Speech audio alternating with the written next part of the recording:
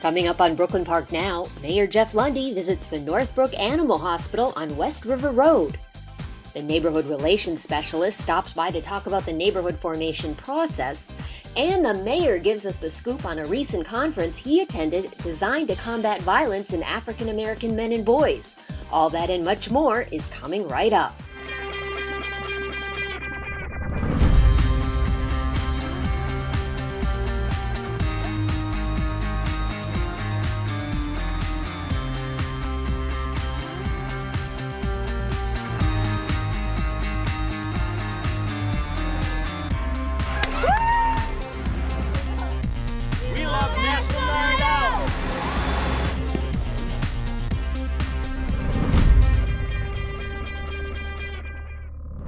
Hi everyone, welcome to the April-May edition of Brooklyn Park Now. We got a lot to talk about, so let's get started. We're at Northbrook Animal Hospital with Dr. Monica McMahon. Thank you for hosting us. Thank you for having me. We are looking forward to a tour. So Northbrook Animal Hospital offers all kinds of veterinary needs and services. And so today we're going to get a little tour of your facility and maybe talk a little bit about what you do and if there's any tips for pet owners in Brooklyn Park. That would be great. I bought the practice 19 months ago from the previous veterinarian, Dr. James Warren. And since then, we have been refurbishing the place and buying some new equipment so we can offer our clients and our patients better health care.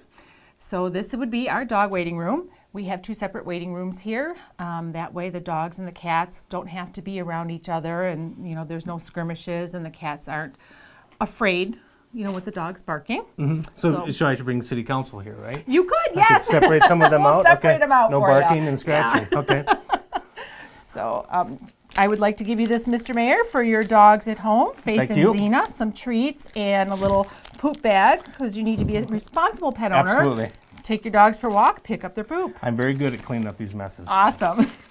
So anyway, and we can do the tour and we can kind of talk a little bit about what you do. Okay, great, let's go.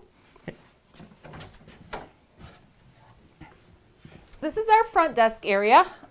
People come into the front door. We've opened up this window here so they can tell us when they arrive, and after their appointments then they would come up here to get any medications that they might need, or flea and tick product, heartworm product. We also carry prescription diet dogs and cat food for animals that have certain nutritional needs that can only be taken care of by prescription diet. And so when does tick season really start? I know that's a big one. People take their animals out the river and the parks and stuff like that, and that's a big concern with dogs picking up those. Generally, this winter is an exception, but generally we start doing flea and tick product about March when we go through the first really hard freeze. Heartworm products should be and are recommended to be given year-round.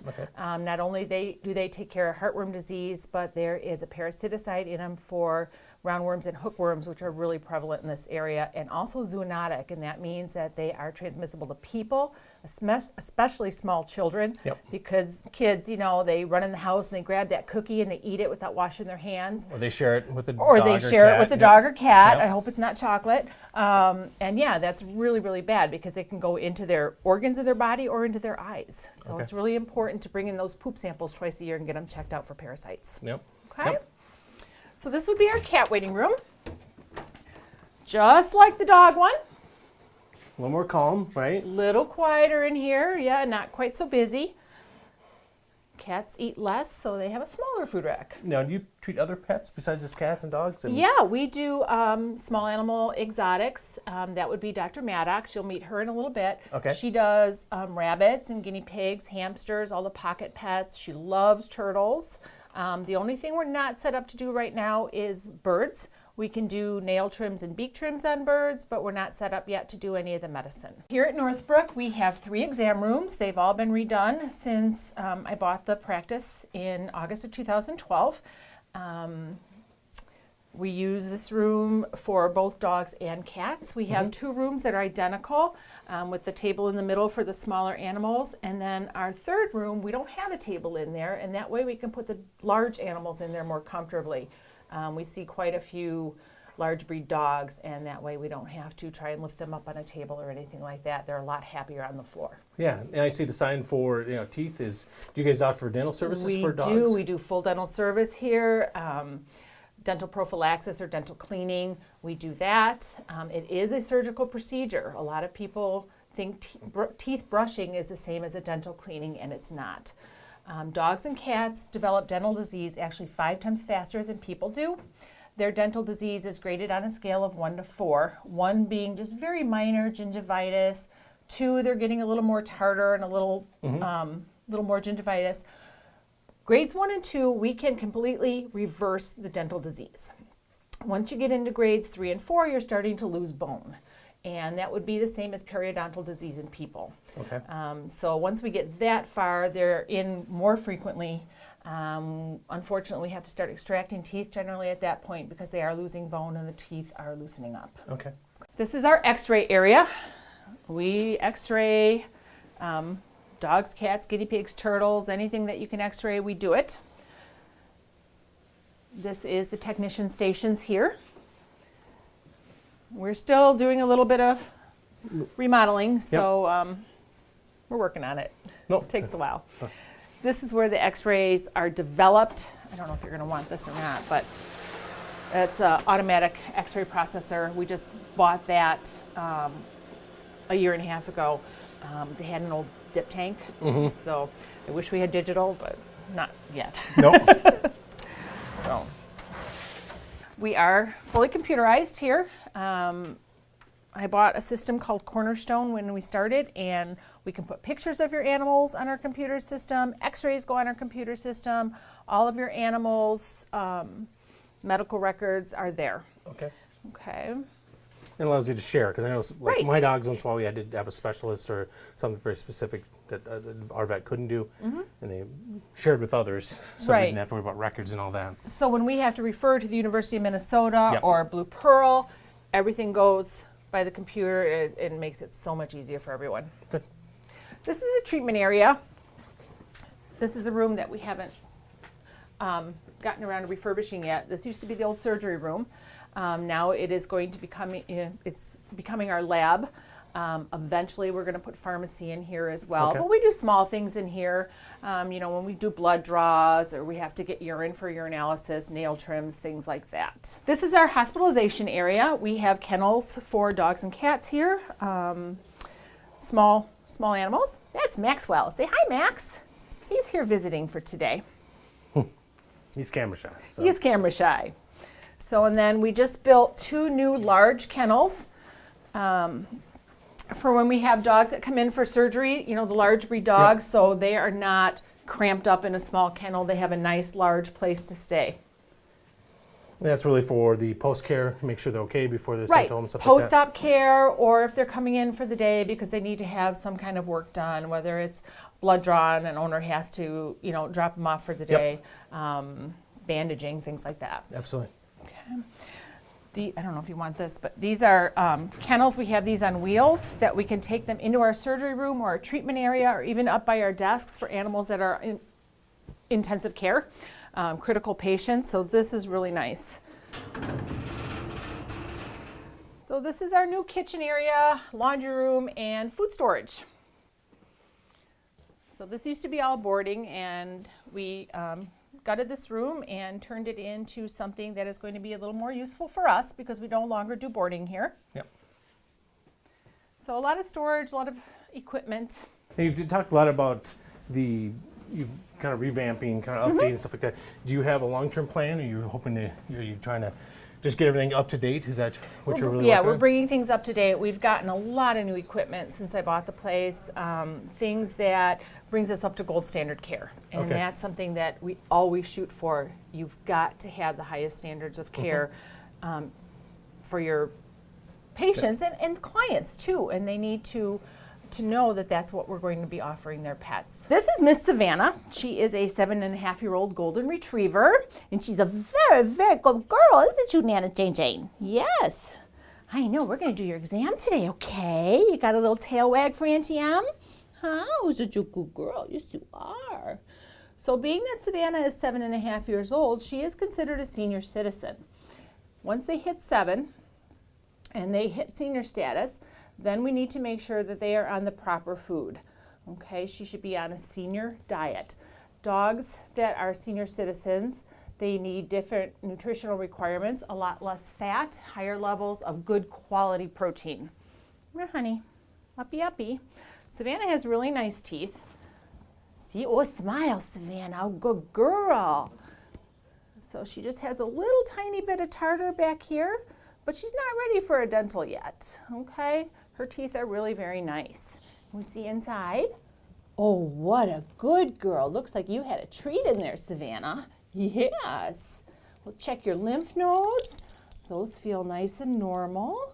That's good. How about if we look in your ears? Oh, it's a little bit red. Yeah. Let's see this one. Floppy-eared dogs are very prone to ear infections because the ear flap falls over the ear canal and air can't get down there and keep things dried out, okay? Especially in the summer, then when they go swimming, and Savannah spends a lot of time at the lake. So it's really important to clean your dog's ears at least once a week. And if they start itching at them or they start to smell, you need to bring your dog into your veterinarian, hopefully that's me, and get them checked out, okay? Let's take a look with a scope. All right, Savannah, let's look, baby. Yeah, what a good girl. Oh, very good. The inside of Savannah's canals are nice and clean, so she just has a little bit of debris up in her ear flaps. What a good girl. Yeah, very, very brave. All right, let's take a look in those pretty eyes. What do you think, huh? Can you stand up for me, Savannah Jane? Come on up. Come on. Come on. Come on, Savannah. Up, up. Up, up. Come on, babies. Come on. A treat? What's it get a treat, Savannah? Come on. What's this? I'm a senior dog. Let me have some rest here. Girl, a treat? She says no. Okay. All right, we're going to take a feel of Savannah's tummy. Make sure that I'm not feeling any lumps in her skin. Make sure her organs feel normal to me. And everything is in place where it should be. Normal resting heart rate for a dog is about 80. It can vary a little bit per animal, just like it can in people. Oh, good girl. So Savannah looks really good. Her teeth are great. She's got that little lump, and at this point, you know, we'll probably take a look at it under the microscope by doing a fine needle aspirate, but I don't think it's anything to worry about right now. Savannah is not due for any of her vaccines today, but what she is due for is called a 4DX test. 4DX is a heartworm test, Anaplasma, Lyme, and Ehrlichia. Those last three, Anaplasma, Lyme, and Ehrlichia, are transmitted by ticks, which of course in Minnesota we have a lot of them. Yep. There is a vaccine for Lyme disease, but not for anaplasma or ehrlichiosis. Heartworm is the other big one. The state bird, of course, is the mosquito. And even dogs, you know, little fluffy dogs that don't go outside a lot, you still get mosquitoes in your house. So you need to check a little blood test every year for heartworm disease, Lyme, anaplasma, and Ehrlichia. Heartworm disease is completely preventable. It's a little chew tab they take once a month, year-round. It also has a parasiticide in it for the rounds and the hooks. This is our new surgery room. We've completely redesigned it since we bought the practice back in August of 2012. We have a new surgery table that is actually heated, so when your animal comes in and has to have surgery or a dental cleaning done, the table stays nice and warm. When an animal is under a general anesthetic as a person, their body temperature does drop, okay? So that keeps them nice and warm. So this is something they could do for humans that choose not to. So anytime humans have anything surgical, it's ice cold and... No, it's actually, their surgery tables are heated too. It's just darn cold in the room. They keep it so cold because the surgeons get so hot in all their gear. So we've got new dental equipment here. This is great. This is just like the dental equipment that is in your personal office for yourself. High-speed hand pieces, all fiber optic, polishing equipment. It's wonderful since they came out with this for pets. It makes their dental so much easier to do, and we can do a better job. Yep. So some of the new equipment that we got since I came here, IV pumps, we've got new anesthetic machines, autoclave for sterilizing all of our surgical instruments. Okay. Oxygen tank in the corner, of course. This is an eye wash station. We are required by OSHA to have eye wash stations. We actually have 2 of them in the building. So if somebody splashes a chemical in their eye, they just come over here, flip this down, and rinse their eyes out. So now we're joined by Dr. Christine Maddox, who's going to walk us through small animals, and we have a couple rabbits, not so small, but smaller. Not so small. So maybe you could tell us a little bit about what's different and about an exam for a small animal. Okay, so our small animals are our exotics. The bunny rabbits are. Their big difference between them and the dog and the cat that you have at home is their digestive system. They're a little bit like a horse, so they can't throw up like a dog or a cat can. So it's really important that the food keep going from the front end to the back end all the time. Another important difference is that a bunny rabbit, because it's a prey animal, is built to hide its illness. So they may not tell you that they're sick until they're very, very sick. So if you have a bunny that stops eating for any reason, then immediately it needs to go and see the vet. Bunny rabbits don't need shots like your dog and your cat do, but they do need regular exams for the reason, again, that they're very, very good at hiding it when they're sick. And so the vet is able to pick up on a lot of things that your bunny may not be able to tell you. So when we do an exam, we do a lot like you would for a dog or a cat. We listen to his heart and his lungs and make sure those sound have a good rhythm there. And he sounds really good. His lungs are nice and clear. And then I'll go back and I'll kind of feel his belly and make sure that everything is located where it should be, that I don't feel any lumps or bumps that shouldn't be there. Make sure that he's nice and soft and not kind of telling me something hurts, like he might get tense if something hurts, but he's nice and soft in here. And I'll look through his coat and make sure that he doesn't have any parasites or problems with his skin. So how long do bunnies live? A bunny rabbit will live anywhere between 8 to 12 years old. Okay. So almost like your dog or cat will. That's how he breathes. Rabbits are obligate nose breathers, which means that they they have to breathe through their nose. So for a rabbit, an upper respiratory infection is a pretty serious thing. It can be if they're not able to breathe. So what we'll do, his nose looks nice and clean. He doesn't have any drips there or anything that we're concerned about. So then we'll take a look at his eyes, and I can see all the way back to the back, which is what I'm looking for. There's one side,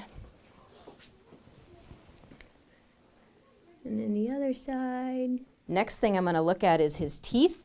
Bunny rabbits have teeth a little bit like horse teeth in that they grow all the time. So if they're not wearing those teeth down appropriately, then they have a hard time eating, and it can cause ulcers and sores in their mouth. So I'll check those incisors right there and make sure that they line up nice. And his do. They're nice and straight. And then I'm going to take this, because his mouth is really, really long. I can't just open his mouth up like you can a dog or a cat and see all the way to the back, because it's so long like a horse mouth. So I'm going to open up his mouth and look back inside like this. He's going to chew on it, but that's okay. That's what this is for. But I can see all those teeth all the way back in the back.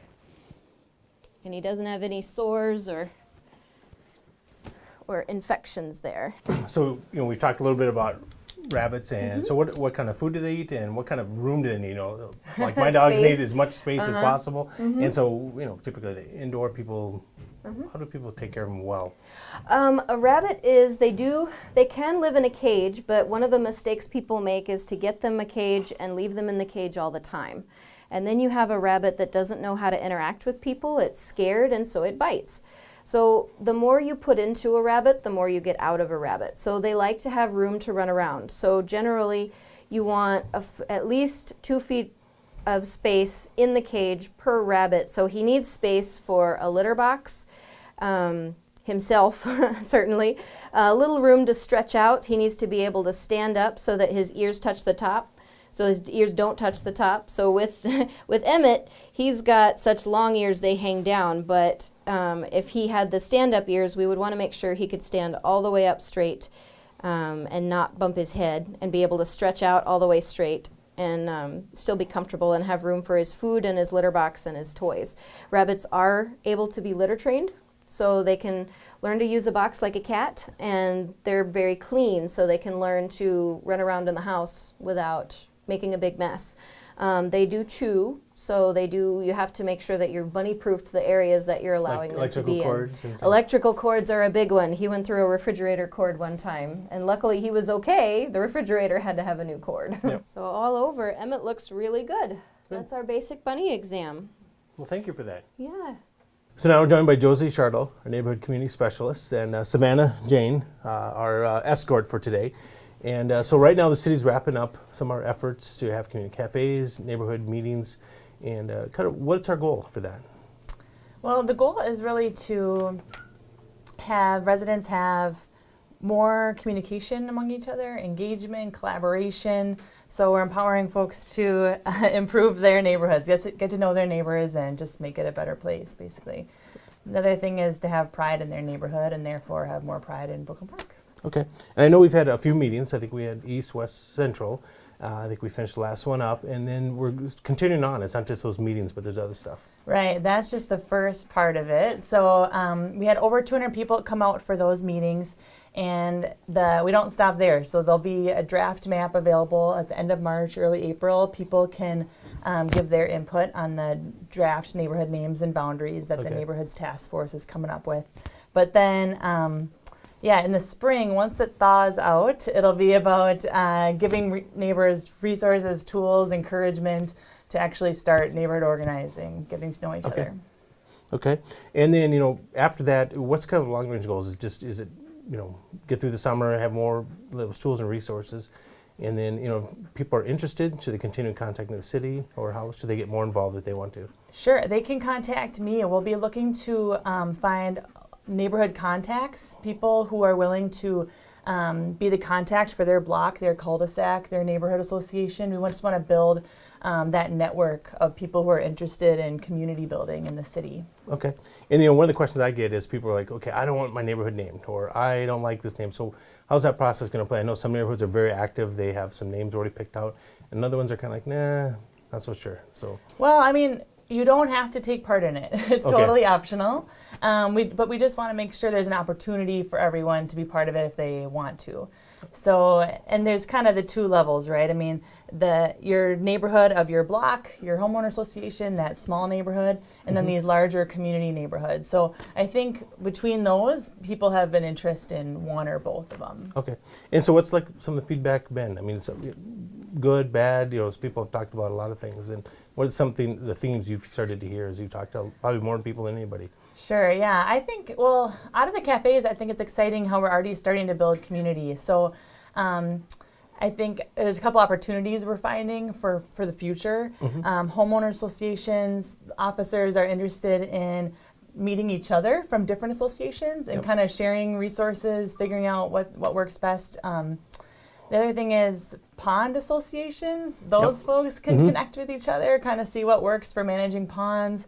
Dog owners? Dog owners can connect. Savannah cares. Yeah, so, I mean, figuring out if there's a neighbor that needs some help and just connecting that. I mean, the city doesn't go out and work on, yards, but neighbors can do that. Yep. And I've heard that people talk about that, knowing their neighbors, say actually probably the person most likely know this neighbor needs help because whether it's cold and they're elderly, it just needs driveway shoveled. And so some of that, I think is what our goal is to get people to say, take responsibility, not just for themselves, but their neighbors.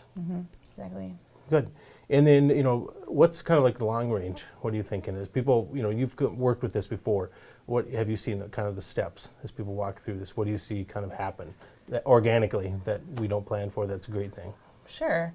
I mean, I think at first it's just real simple. It's just 2 or 3 people getting together saying, hey, we could make a little free library, or we could paint all of the mailboxes, in a weekend or something. But going forward, I can see, for example, there's already one neighborhood that said, hey, we used to have a skating rink. We don't anymore, know. Could we ask the city if we could have that again? And they can prove they're going to use it, and, they can kind of rally around something like that. I think there's an opportunity for some of that too. And then some of the neighborhoods, the very active ones, have already said, hey, how about signs?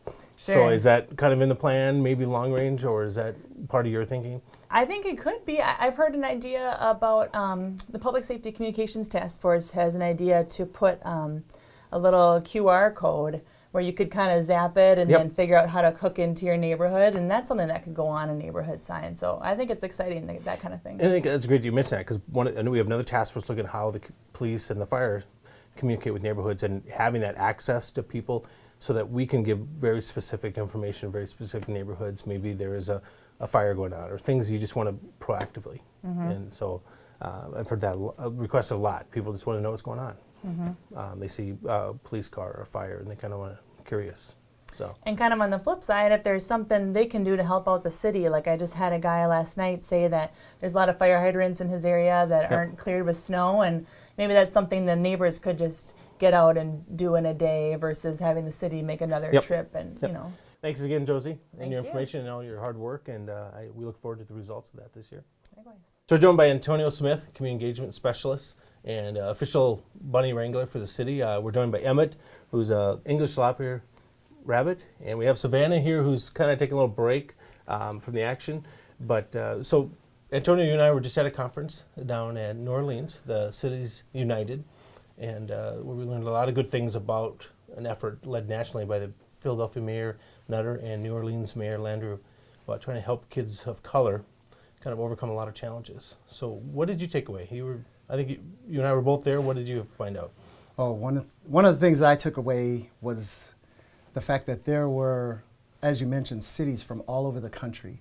The best part about it was the fact that there were mayors there who actually need to lead in this effort. A lot of things can get done at my level in talking with the various people in the community and things like that. But to have the leadership of the mayors, it's truly something special. A highlight from day one that I had was the Assistant Attorney General gave a keynote address with regards to why we can't wait to help eliminate violence and violence-related death amongst African American men and boys. Yep. And so that was a truly special address. Yeah, I think during that conference we learned a lot about some of the facts and some of those numbers, and you kind of think about the numbers of, the disproportionate, how many percentage of the total population are boys, men of color, and disproportionately how many are in prison, and how many don't graduate from school, and it kind of like a track, and it just starts and just keeps building. Yeah. Is that what you felt like? Yep. Also, that in that same address they talked about a study that was done at the University of California, Berkeley, where economists estimate that 10 million youth will experience violence in their home. And in addition to that, there's a trickle-down effect to the fact that violence, witnessing the violence also creates a kind of post-traumatic stress disorder in youth that typically hasn't been recognized as such previously. Yep. And I think for us in our city, one of the reasons we're involved was, as you know, was just some of the work we've done at Zanewood and some of the other community engagement model that we've said that we're kind of a little ahead of the curve. We're still not doing enough, I think, but I think we're doing more than most that say we have to get in front of these kids, because some of these kids, their only mentors are people who are members of gangs. They don't, their dad isn't there, and so they look up and they say, all I've got is prison in front of me. And so then they say, okay, I must, this is my path in life. And what we're trying to say is there are many ways for you to be successful. Let's provide some. Yeah. And I know you've talked with Anthony down at Zanewood, and what do you think your thoughts, how that applies, how Zanewood kind of relates to that? I think Zanewood's a perfect example of what we're doing as leaders in our community. It's really, it's not a matter of being a leader for the sake of we're better than anyone else. Yep. We're just doing things that help us with, or help identify who we are and how we can be the best us possible. Yep. And so with the Zanewood, with the work that they're doing at Zanewood, it's outstanding. It's tremendous. Thanks so much, Antonio. I thank the Northbrook Animal Hospital for being kind enough to host our show. Be sure to join us next time for Brooklyn Park Now in June, July.